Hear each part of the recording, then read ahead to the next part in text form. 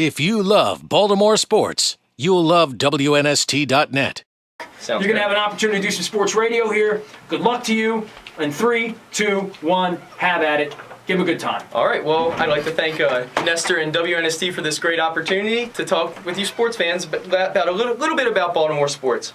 Well, when I originally came in here, I was thinking about talking about the Orioles. And then I watched last night's game, and I couldn't help but just watch Jake Arrieta self-destruct once again. I mean, I see the bats coming around. We were up 7-3, and then Arrieta comes in, and I notice he starts slipping off the mound. His knee starts buckling. He's pushing the ball to the plate, and he's doing his typical 87% fastball rate. And needless to say, the hitters were belting the crap out of the ball. Then Luis Ayala comes in. Same results. Matt Lindstrom comes in. Seems to have re-aggravated his hand again. So it's days like last night when Mike Trout's running all over the bases on one of the best throwing catchers in the league, Matt Wieters, that I just can't stop counting the days until training camp. And I'm really excited. July 26th, my Ravens finally come back. 36 days till preseason against Atlanta, and 63 days till we kick it off on Monday night against Cincinnati. I cannot wait. Now, one of the things I wanted to get into is the whole aspect of training camp. I've been going to training camp since I've been a kid. My dad, my uncle, my brother, we always used to go up to Westminster when they allowed it. But our owner, Steve Bisciotti, fellow Salisbury alum, decided to take it away. I realize that it's a business, it's a money thing, but don't take that away from the fans. The fans want to see their teams play. I remember, now one thing that I really enjoy about training camp is being up close with the players. It's not necessarily about the autographs. I'm not much of a sports memorabilia guy. I mean, you get autographs here and there. But at the same time, you want to just see the players, be on the same level of the players. I enjoy watching Mount Cody run sprints back and forth as he's dying in the 100-degree heat. I enjoy watching Orlando Brown run laps because he missed the base block. I enjoy listening to Ray Lewis call out protections, coverages, and I also enjoyed Coach Harbaugh just hawking the players and giving them instructions on how to be better players. But unfortunately, we only get 3 opportunities to do that this year. August 4th at Ravens Stadium, August 12th at the Naval Academy, and August 19th at Stevenson. Now, I'm going to do my best to attend all 3 of these, and I feel like it's going to be a great opportunity. But before training camp can even start, there's always banter to talk about the team. And I watched ESPN a lot this week, and just so happened on Monday that they were talking about the Ravens in the AFC North. And a particular person stood out to me, Marcellus Wiley. Gave his predictions on the teams. He thought that the Ravens would finish at 8-11-5, the Bengals at 10-6, the Yinzers from Pittsburgh at 9-7, and the Browns at 6-10. Now, I feel like that's fairly close to what my assumptions are going to be, but I'll let you know a little bit about that later on the program. And then I also wanted to discuss Ray Rice. Now, I love Ray. He's a huge part of our offense. I feel like you take him out of the offense, you get rid of the offense. Flacco always looks to him on 3rd down whenever our receivers can't get open. And Ray is just a valuable player. He's so small, he finds a way to scoot through the holes. He's just a valuable guy.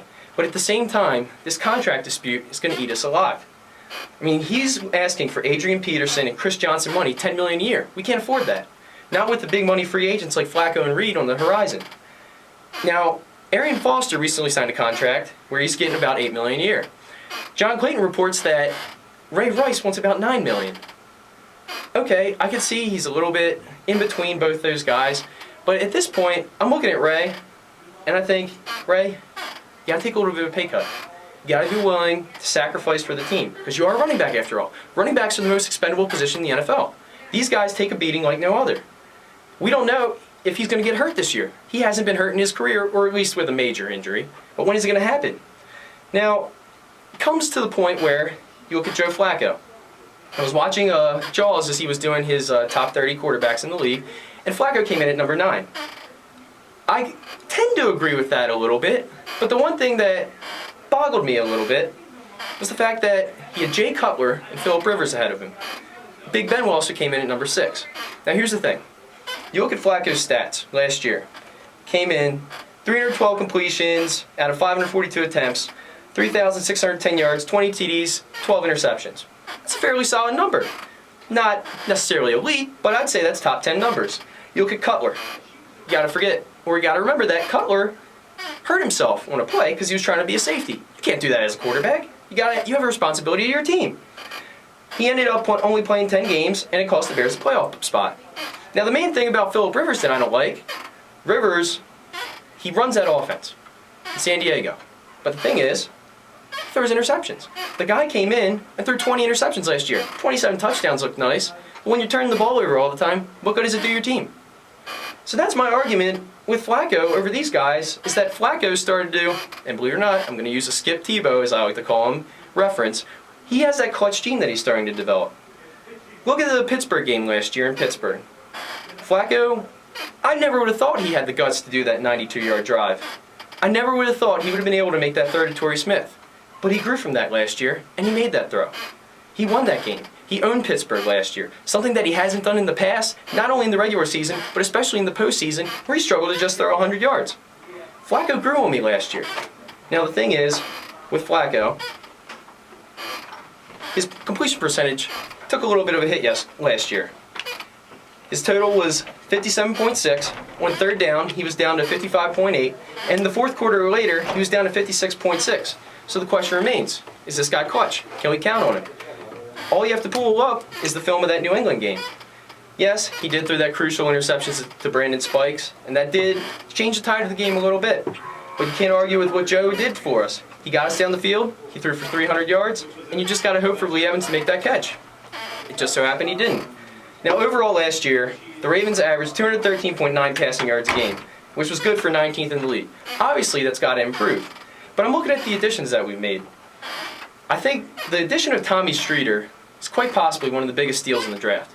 And you get this guy in the 6th round, yeah, he might be a workaholic, workout guy, where he just runs this incredible 40 time, 4.40 for a guy at 6'5", 219 pounds. I mean, that's ridiculous. It's unbelievable. It's like Randy Moss-like. And I realize he's coming out of the school of the Miami Hurricanes, where you get guys like that. But you have to consider, yes, he only caught 46 passes for 811 yards. He also had a guy in Ja'Cory Harris that was fairly inconsistent quarterback.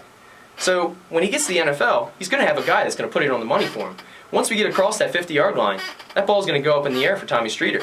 It's just a matter of, can he develop the hands? Can he make the catches? Similar to what Torrey Smith was doing last year. I would love to see him develop, because I have a feeling that the Ravens are going to have a wide receiver corps similar to the Pittsburgh Steelers. Steelers have those guys, they're not necessarily big. Yeah, Mike Wallace, barely 6 foot, but the guy, speed demon. You have Antonio Brown, another speed demon. Emmanuel Sanders, same thing. These guys get down the field. They get open, they get separation. I have a feeling that Tommy Streeter, Jacoby Jones, and I'm hoping that maybe even a guy like Deontay Thompson could break into the mix. Get those guys running down the field, along with Torrey Smith, get that separation on those deep posts. That's all you need. Now, in terms of the rest of our team, the one thing that I think is really interesting, the Ravens had the most players out of the top 100 on NFL Network's top 100 players of 2012. You had Vontae Leach, Terrell Suggs, and Joe Flacco, Ray Rice, and Ray Lewis, and also Ed Reed. And the one thing that really jumped out at me had to be Vontae Leach. I mean, how many fullbacks are on that list other than John Kuhn? You got to love a guy that's going to block for 1,000-yard rushers all the time. He's going to open up the holes. And I think, honestly, he's an additional part to our offensive line that's aging a little bit. In terms of our offensive line, I want to see a little bit more production out of Warren McKinney this year. I mean, McKinney struggled a little bit. I have a feeling he came in a little out of shape, a little overweight, and I've been seeing that he's trying to trim like 9 pounds. And honestly, I feel like that's just taking a little bit off the trim for him. But then you got Orr on the right side. I feel like he's adjusted to that well, but I also want to see a little bit more out of Ja Reed. I mean, why'd you draft the guy? Did you draft him to be a flex man? Did you draft him to come out of the jumbo package? Or did you draft him to start? I want to see a little bit more development out of him. And the real guy that I'm really intrigued about this year has to be Kelechi Osemele. The guy's a mauler, 6'5", 333, 36-inch arms. The guy's humongous. I want to see him at left guard this year.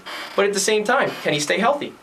He got hurt in mandatory minicamp, and now Bobby Williams seems to be the guy that's going to be the forefront. Workhorse, 34-year-old veteran, but you know what? We can use him temporarily as a fix for Ben Grubbs. Now, in terms of the rest of the team, I think it's going to be a next man up mentality, similar to the Houston Texans. You look at guys like Courtney Upshaw, great draft pick in the 2nd round. I was honestly surprised that we picked him up there because I was sitting there watching the draft and I'm scratching my head. I'm like, we traded out of the 1st round again. Not again. If you love Baltimore sports, you'll love WNST.net.